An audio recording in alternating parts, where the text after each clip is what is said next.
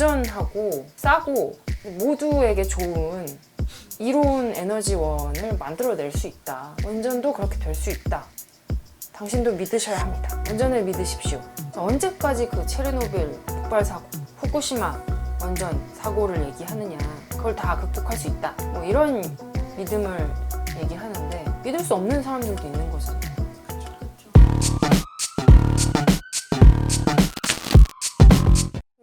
빌 게이츠가 사실 한국 언론에 많이 등장하고 있습니다. 뭐 때문이죠? SMR이라고 혹시 들어보셨나요? 얼마 전에 그 더불어민주당 송영길 대표가 얘기했던 소형 모듈화 원전 맞죠? 논란 됐잖아요. 사실 SMR이 화두가 된 건 빌 게이츠가 지은 책에서부터 시작됐죠. 이 책이 나오자마자 조선일보가 책의 내용을 굉장히 각색해서 출판사도 싫어하는 내용으로 기사를 써서 언론계에서 논란이 됐던 적이 있습니다. 기사를 쓸 때 작은 사실을 키워서 침소봉대하는 그런 언론이 되면 안 되죠. 그래서 이 책 나오고 나서 조선일보에서는 빌 게이츠가 기후변화 막으려면 원전해야 된다고 하더라. 대서특필했죠. 그래서 저도 진짜 빌 게이츠가 원전을 지지하고 있나? 라는 생각이 들어서 그 비게이브 분들이랑 같이 독서 모임을 했었어요. 근데 읽어보니까 이 책 제목 그대로 원전뿐만 아니라 재생에너지, 배터리, 식품 등 기후재앙을 피할 수 있는 다양한 방법들을 논리적으로 제시하고 있어요. 근데 조선일보에서는 원전 부분에 SMR 부분만 쏙 빼서 그렇게 기사를 썼더라고요. 그리고 좀 신기했던 건 여기 이 책에서는 SMR이라는 단어가 직접적으로 등장을 안 해요. 진행파 원자로랑 핵융합으로 그 내용을 조금 설명하고 있어요. 빌 게이츠 책에서는 얘기한 적 없는데 원전 진영에서는 SMR을 좋아한다 이렇게 얘기를 하는 게 되게 신기하네요. 그러면 SMR의 장점이 어떤 게 있나요? 원전의 특성상 에너지를 안정적으로 공급을 할 수가 있고 다른 에너지원과 비교를 했을 때 건축 자재나 면적당 전력 공급이 조금 높은 편이기 때문에 좋게 평가를 받고 있어요. 특히 빌 게이츠가 소유하고 있는 테라파워라는 회사에서는 올해 바이든 정부의 지원을 받아서 SMR 사업을 크게 추진하려고 하고 있습니다.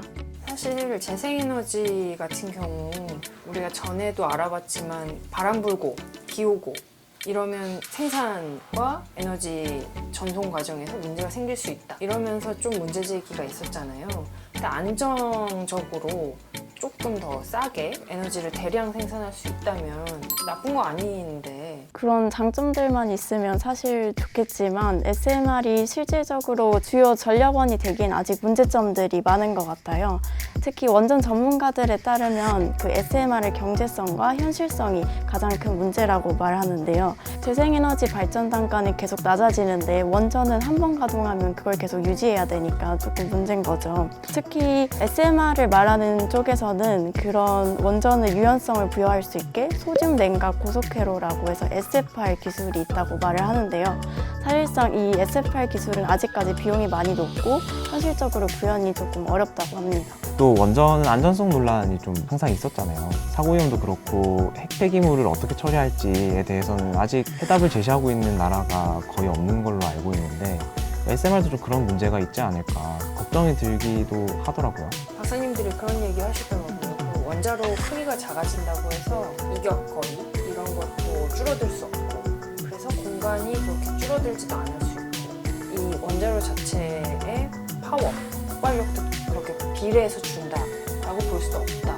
이 문제들 때문에 미래 대한원전이라고 하는 SMR이 아직 상용화 단계가 안 되는 거잖아요. SMR이랑 핵융합 둘 다 아직 기술 개발 단계에 있어요.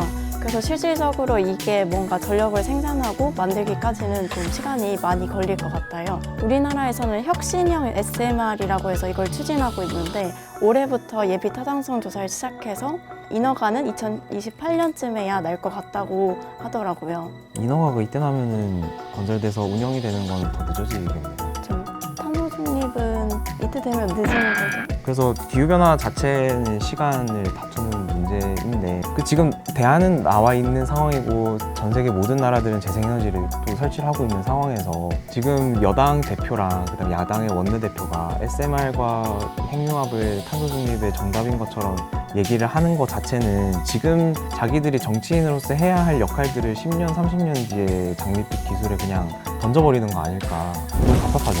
원전 관련해서 역사를 좀 들여다보니까요. 계획대로 된 적이 별로 없더라고요. 그러니까 이 경제성 문제를 해결할 줄 알았는데 안 되니까 계속 규모를 조금씩 키우고 안전성 문제도 또 뭔가 문제가 나오고 과연 이 목표도 가능할까? 그런데도 원전을 계속 해야 된다라고 하는 사람들의 생각을 좀 보면 기술 개발로 우리는 더 번영할 수 있다. 기술 개발로 우리는 문제를 해결할 수 있다. 약간 이런 인식이 좀 깔려 있는 것 같은데.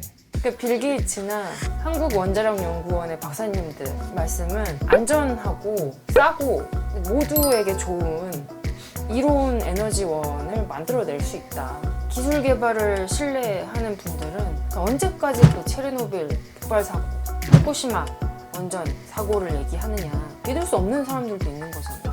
그렇죠. 저는 개인적으로 원전이나 SMR 같은 경우에는 아직 개발도 안 됐는데 우리가 감히 어떻게 그 영향력을 말할 수가 있지라는 생각이 좀 들더라고요. 싸고 안전한 것보다 더 나아가서 지속 가능한 에너지를 찾기 위해서 계속 노력을 해야 되지 이게 무조건 원전으로 밀고 나가야 된다. 이거는 조금 위험한 생각인 것 같아요. 저는 그리고 원자력 업계에 이런 고민도 좀 마음에 남았습니다. 정치가 어떤 결정을 하더라도 기술 개발, 연구 자체는 막으면 안 된다.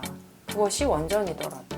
이제 원전과 관련해서 더 중요한 건 이런 기술 개발에 대한 기대감보다는 우리가 이 원전을 어떻게 활용할 것인가 하는 사회적 합의, 정치적 결단이 아닌가 뭐 이런 생각도 좀 들더라고요. 저는 언론의 역할이 중요하겠다. 언론이 약간 자기들이 과학자이냐, 자기가 하고 싶은 얘기들을 그냥 과학자들의 얘기 빌려가지고 하면은 지금과 같은 사태가 생기는 게 아닌가. 그거는 조중동이나 경제지에서도 해야 할 반성이기도 하고. SMR은 사실 이제부터 시작이어서요. 좀 지켜봐야 될 것 같아요. 정부도 한 8년 동안 한 4천억 정도 투자한다고 이미 발표를 했고요. 그리고 SMR이 정말로 대안이 될 수 있는 건지 좀 따져봐야 될 것 같습니다. 원전이 궁금한 분들 또 사이렌을 찾아주시고요. 저희는 다음에 또 뵙겠습니다. 다음에